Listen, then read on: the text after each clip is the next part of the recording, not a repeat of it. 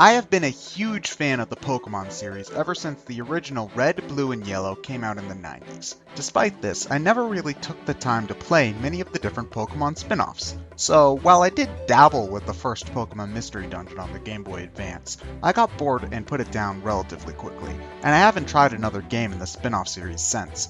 It has been almost a decade since then, however, and I was more than willing to give Pokémon Super Mystery Dungeon on the 3DS a fair shake. Like other entries in the Pokémon Mystery Dungeon series, the game begins with a short quiz, which determines the Pokémon that the game will recommend you start off as. Thankfully, you are given the option to simply ignore the suggested Pokémon and pick whatever one you prefer, which is appreciated. It's a good compromise between those who would want to dabble in a bit of role-playing, and those who would rather not have to restart or look up a guide to play as Pikachu. The game's narrative begins with you discovering that you've somehow become a Pokémon. You're soon aided by a kind Nuzleaf who enrolls you in the local school where you make some friends, deal with troublemakers, become junior adventurers, and eventually try to uncover the mystery behind Pokémon turning into stone. While the plot itself is rather simple, the writing is top-notch. I was chuckling throughout almost every cutscene, and the locals all had memorable personalities and tons of charm. The main Pokémon series often gets a lot of flack for having bare-bones stories, so I was happily surprised at how much I found myself looking forward to the next story segment. As a whole, the game's presentation is very solid. While not the most graphically intensive game on the 3DS, Super Mystery Dungeon does have a very clean look, and for the most part, the frame rate is very smooth. All of the Pokémon look quite nice, and their individual design quirks all shine through, even though the dungeons keep the camera zoomed relatively far back.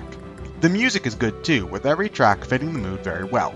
Special mention has to go to the dungeon themes, which manage to stay entertaining even during particularly long treks. As far as the gameplay goes, the concept is very simple. You control a team of up to 3 different Pokémon, and you search each floor of the dungeon until you make it to the end. The big catch with the Mystery Dungeon series, however, is that every dungeon is randomly generated, which, in theory, results in a different experience every time you go through an area.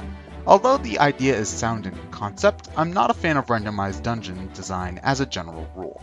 While the layouts may be different every time, the fact that they're created by a computer means that there's only ever going to be large rooms and corridors, without many other elements to shake up the experience. This, for me at least, made the moment-to-moment gameplay in Pokémon Super Mystery Dungeon feel awfully repetitive. For what it's worth, the game does attempt to shake things up some. Eventually, you gain access to the Connection Orb, which allows you to choose which types of missions you want to take part in. As you meet more Pokémon throughout the game, your connections with them grow, allowing you more choice in your expeditions. On top of that, helping out a Pokémon with their problem allows you to have them join your team, which is awesome. While the missions did help with the game's repetitive nature somewhat, there wasn't an awful lot of variety here either. Most of the missions are a variation of go to floor X of dungeon Y and find thing Z, and until you got to the needed floor it was business as usual. It doesn't help that you don't even get the Connection Orb until you are already several hours into the game either. While the general gameplay did leave something to be desired, there were still elements that I genuinely enjoyed. As a fan of Pokémon since the beginning, I found the tactical layers of combat that Super Mystery Dungeon added were very engaging. The Pokémon you brought with you didn't just matter because of basics like stats or type coverage, but things like having moves that could do damage from a distance had to be factored in as well. Keeping track of how your team moved and where they were when the time came to fight added a lot of depth to the experience, and it helped spice up the somewhat dull exploration gameplay. Unfortunately, my ability to properly plan and execute my tactics were hindered by the game's cumbersome control setup. Pokémon Super Mystery Dungeon likes to have integral functions all take place on the same buttons, leading me to fumble around with menus in the middle of stressful situations. The B button is not only used to dash and to pass by friendly units, but it's also the item menu button. The R button is both used to set up team attacks and to move diagonally, and the L button is used to switch your party leader and to bring up your attack menu. I can't even begin to count the amount of times I pulled up my items when I wanted to run, or when I swapped leaders instead of attacking. While eventually I did get somewhat used to the control setup, it always felt clunky.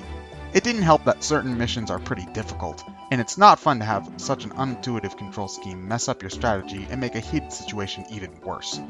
That, on top of smaller nitpicks like moves missing constantly and status effects wearing off far too quickly, left me unsatisfied on the whole. In the end, Pokémon Super Mystery Dungeon was a game that I wanted to like more than I actually did.